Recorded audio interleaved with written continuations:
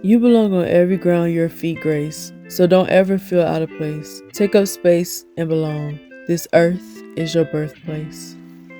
Hey loves, welcome back to the Sensual Genius channel. In this video, I am going to give you 5 romance movies I hate. This will be the third video of my 5 series, and we're going to talk about some of y'all favorite romance movies that I do not like for specific reasons. But I'm gonna go ahead and jump into it with the first one, which is Love and Basketball. I hate this movie from the depths of my soul. Like, I just don't get what y'all see in it, but at the same time, I do get what y'all see in it. But number one, my sister used to play this movie out so much, and I hate it a little bit for that reason. But also, that movie was awful. The way that it went, the way that Q treated Monica throughout that movie, and then she ends up with him, the way that he was putting her on the back burner and putting his career before her and stuff like that, and then he expected her to put him before her career, like, it was just a mess. He was a horrible person. The fact that they ended up together after everything that she been through to try and stay with him, and like him just like kicking her to the curb and being like, I'm too good for you. Now that I can't play basketball, I'm gonna come back and make you my wife and we're gonna have kids together. Absolutely not. Absolutely not. Monica was weak in the knees. She was weak in the knees from the time she met that nigga when she was a kid. And I hated it so much. I hate romance movies where women are so like desperate. I hate them so much. I mean, yeah, when they're desperate, but it's romanticized. I'll say that because it's some more romance movies where women start off being desperate, but they end up learning a lesson and they end up being relieved of the desperation. But Monica was weak in the knees the whole time. The way she was doing Q, and I know Q was fine. Like, this was Omar Epps, like in his, I ain't gonna say his prime because I feel like he's still fine, but this is Omar Epps like in his prime, for lack of a better word. So I get it, but at the same time, you Sanaa Lathan. Why is you stand up? Why is you weak in the knees over this man? He did nothing to deserve it. I don't get it. But that's the first movie that I hate. Also, whenever I do my deconstruction videos, I'll go deeper into everything when it comes to that movie and a lot more and the rest on this list. The next one is Save the Last Dance. Do I have to say to y'all why I don't like this movie? Do I have to say it? Do I have to? Like, are we here? Are we here with this one? Are we here? Do I have to tell y'all why I don't like it?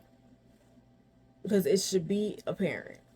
Like, he was the best nigga for this white girl. Did everything for her. Teaching her how to dance, teaching her the ways of life on the other side of the track.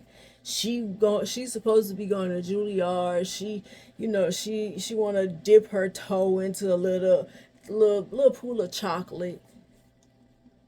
She joy rides a little bit with him, goes to his hood a little bit, befriends his sister, stuff like that. Get a little feel of what's on the other side.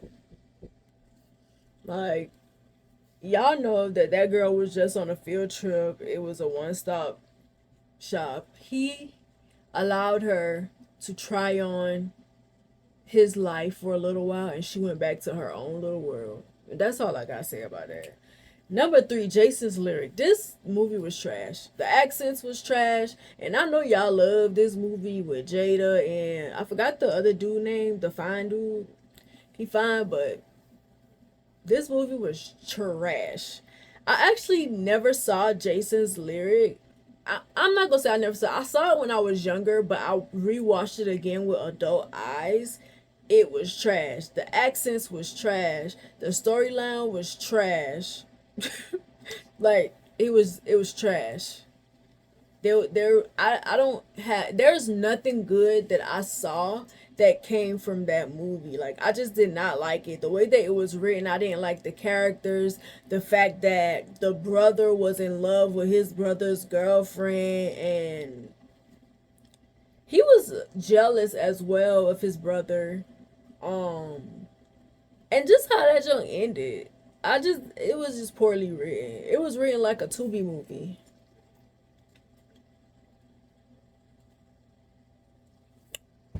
Like one of the like worst Tubi movies, because most of them are most of them are mediocre. Okay, I'm not going to say that there are great movies on Tubi. A lot of them are mediocre, but they'll do. You still will watch them. But this was like one of those like early Tubi movies, the ones that they recorded on the cell phone. That movie was trash to me. I don't care what y'all say. I absolutely hate it. But like I said, I'm gonna go into all of these deeper when it comes to my deconstruction videos. Number 4, 50 Shades of Grey. I tried to watch this movie, but it was a little grapey to me. Like I didn't like the idea of her signing a contract to be his sex slave, and like the things that like the things that he had her doing. Like she pretty much was like a virgin, pretty much like innocent, naive, untouched, kind of a lot like women that a lot of men who have been around, who have been community penis for years, but they want to end up with women who are untouched and treat them the way that Christian treated her. And I hate it so much. I hated it so much. When this book first came out, like I was in this book club with my aunt and they loved it. They were like, "Oh yeah, you need to come in the book club. Like we reading 50 Shades of Grey." I couldn't read the book. I couldn't watch the movie. I just couldn't. I didn't like it. It felt like they were like romanticizing sexual assault to me. Like they were romanticizing SA to me. And of course I know that because she signed the contract, technically it wasn't that, but at the same time, the fact that the contract even exists kind of made me, it just kind of rubbed me the wrong way. Like why, it just kind of rubbed me the wrong way. Like why do she need to sign a contract? Like what if she change her, like what if y'all start doing this and she changes her mind and says that I don't want to do it anymore? Can she get out of the contract? She got to get a lawyer just to stop being your sex slave? Absolutely not. I don't know, that just makes me uncomfortable. I know it's some of y'all who like that type of stuff, but it makes me uncomfortable. I don't think there's anything wrong with BDSM. I don't think that there's anything wrong with sub dom relationships and stuff like that. But that's like, but within a relationship and a long term, because they do end up getting married and stuff like that. I can see it being like a fetish and it's for fun, and you do it here and there with people, but like a long term type of thing, I don't know. Because I would do BDSM in my, if I got married, I would do some BDSM, but I wouldn't. It wouldn't be in it's this is the reason why I don't like it is because it seemed like it was a requirement to even be in his presence. Like he required this, and if you didn't do it, then you couldn't do anything with him. Because wasn't she like doing a story on him or something like that, and then it ended up becoming like a, I ain't gonna say friends with benefits situation. It ended up becoming like him wanting her to be his sex slave, and it was kind of like either you do this or your access to me is cut off. Like I didn't like that on it. I didn't like that part about it, but I don't know. It just came off a little grapey to me, so I don't like it. Number 5 on my list is Twilight. Terrible movie too. Terrible. You gonna choose the vampire? Well, I don't know. Most of y'all would choose the vampire over the werewolf. I feel it. It kind of felt a little racially motivated to me. I didn't like it. I don't know. It was weird. The whole series got weird. It was very weird. Like, and also it was boring. Like, that storyline was boring to me. Bella and Edward were boring to me. And also, like, being in high school and having to deal and having a vampire boyfriend and having to deal with all of this stuff that came with being with this vampire boyfriend, it was a lot. I didn't feel like it was worth it. Like, to me, he gave boring. And this is not me saying, oh, I don't like it just because I was team Jacob and she didn't end up with Jacob, so I don't like the movie.